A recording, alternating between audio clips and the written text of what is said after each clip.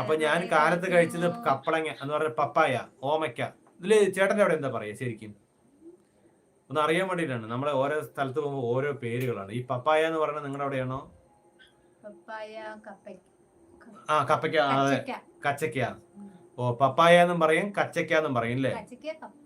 കപ്പയ്ക്ക കപ്പയ്ക്ക കപ്പയ്ക്ക കച്ചക്കയല്ല കപ്പയ്ക്ക. ആ അല്ല, അവിടെ അങ്ങനെയും പറയോ അതിന്? ഇത് നമ്മള് കപ്പയ്ക്ക പറയുന്നത്. ആ പാവയ്ക്കന് ഇവിടെ കപ്പയ്ക്ക എന്ന് പറയും, അവിടെ പപ്പായ എന്നും പറയും, കച്ചക്ക എന്നും പറയും, കപ്പയ്ക്ക എന്നും പറയും. ഓക്കെ ഓക്കെ, കച്ചക്കയല്ല കപ്പയ്ക്ക. ആ വെറുതെ തന്നെ അച്ഛനെ കൺഫ്യൂഷൻ ആക്കല്ലേ. കുഞ്ഞാവിരുന്ന് കൺഫ്യൂഷൻ ആക്കാറ്. ഇപ്പൊ അതിൽ കയറി പിടിക്കും നമ്മുടെ മനോഹർജി. അവിടെ അമ്പല് അസ്ത്രങ്ങളൊക്കെ തീർന്നിരിക്കുകയെന്ന് പറഞ്ഞു. ഇപ്പൊ ഇതിൽ കയറി പിടിച്ചാ പെട്ടു.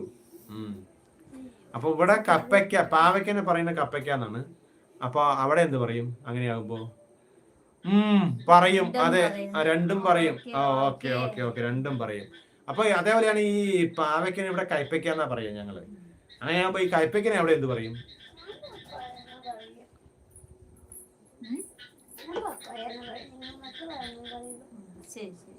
കുഞ്ഞാവ് പപ്പായ എന്ന് പറയും.